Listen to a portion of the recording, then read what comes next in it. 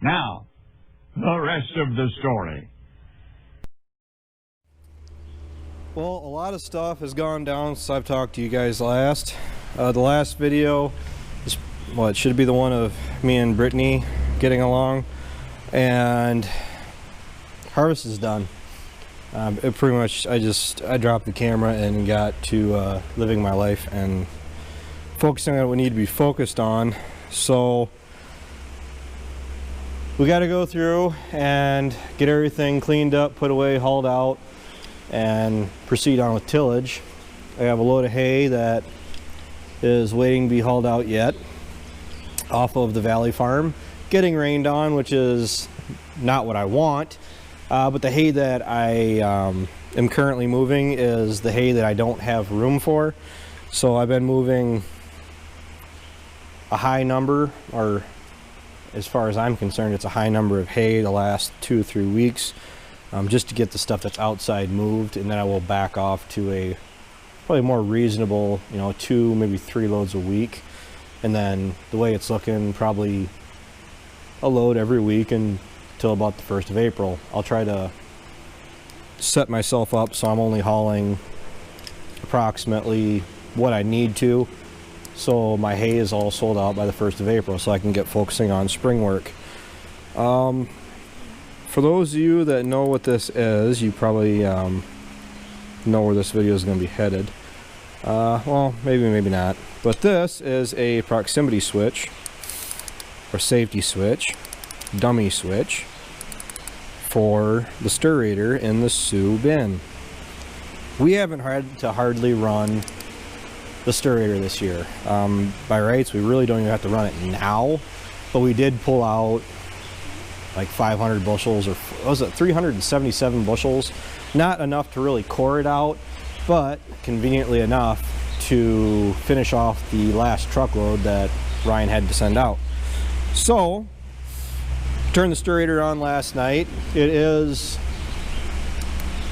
full to the point where the stirrator can't exactly operate 100% perfectly. And the way I say that is there isn't enough clearance from the stirrator pulling the corn up and actually allowing it to push the corn and throw the corn out of the way. So I have a old switch off of an old harness that we had for the old stirrator, and I'm gonna rob this guy off and go put it in the bin. Alright, welcome back. Cell phone video, so that's why everything is backwards. But we're in the machine shed. Currently have the last load of corn that I'm going to be dealing with for this year. That is my corn, by the way. The reason it's sitting here and why the 4020 is running and the feed mill is sitting there and I got some feed sitting in the back of my truck is because I have an empty bulk bin, which it only holds like 200, 250, 300 bushels, give or take. Well, it's a 3.5 ton bin. Now, how much am I actually going to put in it is still up for question. I'm actually starting in on this, intending to fill it full, but I don't know, maybe you guys will get an update later on. But seems how this corn was coming out of the field at 15.7%. I'm not worried about it going funky on me, and seems how I have like 15, 17. I really need to get a solid figure put together for how many calves I have. Actually, I should be right around 19, because I got that little one that I can't seem to find anymore. So what I'm going to be doing here is pulling corn out of this bin, or out of this wagon. I'm going to be dropping it into the jump auger up to the feed mill, which you can see that we are off the ground. The reason I do that is, well, largely because if I drop the arm down on the feed mill, especially when I'm putting in grain through it, it takes forever for grain to actually ride the auger up through it. So if it's actually raised up, it feeds a little bit quicker. Now we're going to be dumping into the feed mill, and I'm going to go on the back and dump a bunch of feed additive into the mill. I'm thinking this is going to be at least two full fills, potentially 3 full fills, or 2 and a partial. And then what I'm going to be doing is putting it into the bin, forgetting about it, and whenever I get my calves weaned off and ready for grain, I have feed that I produce that I didn't have to pay for. So there's a little bit of advantage there.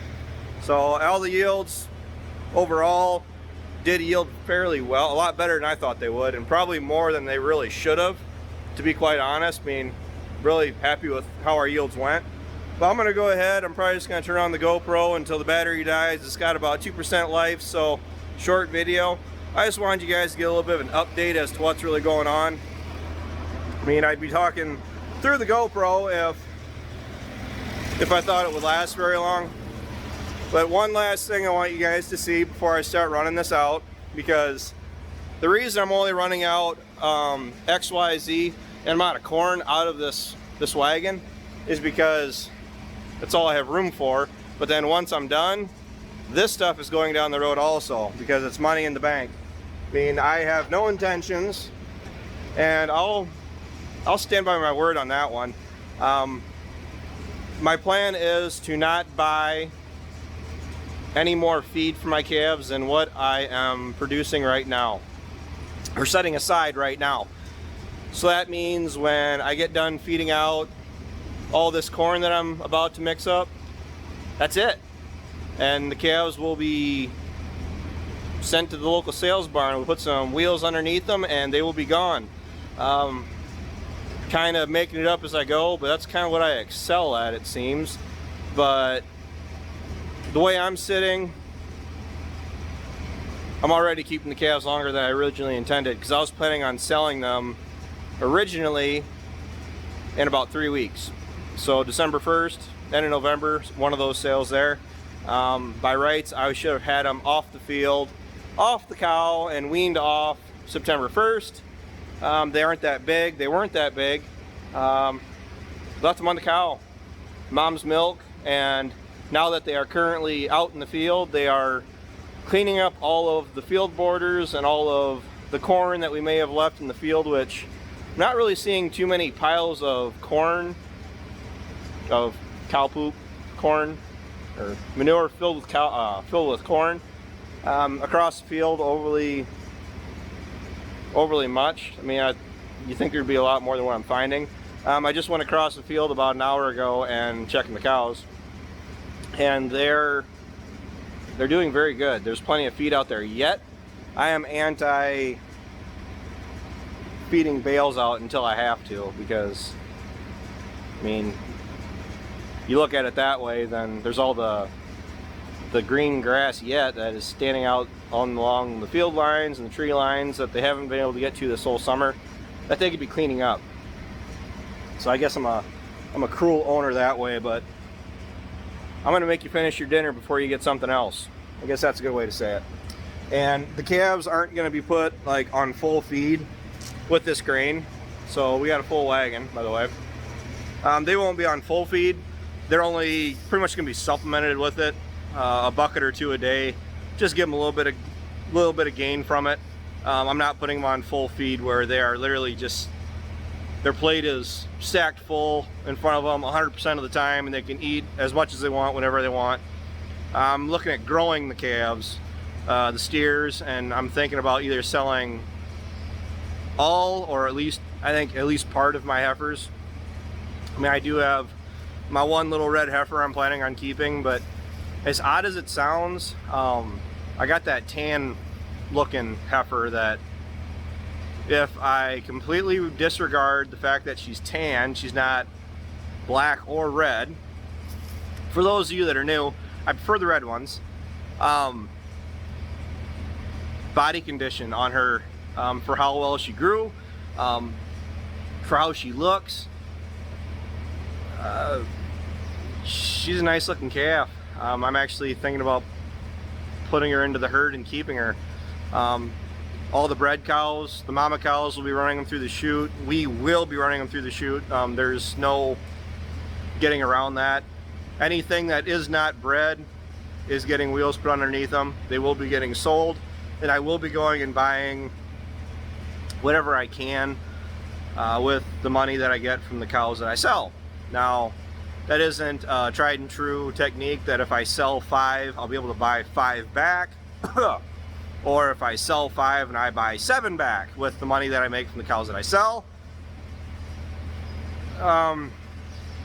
It's more or less just getting rid of cows out of the herd that aren't going to produce, because I did buy some older cows knowing full well that was a really big potential.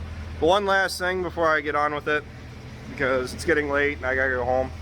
I wish you guys could smell this corn. I really wish you could be able to smell this, because this stuff, it is dry, beautiful grain coming out of the field, no drying to it. It was harvesting basically essentially as dry as I could really get it, and it just smells, it smells awesome. So with that, let's get to it.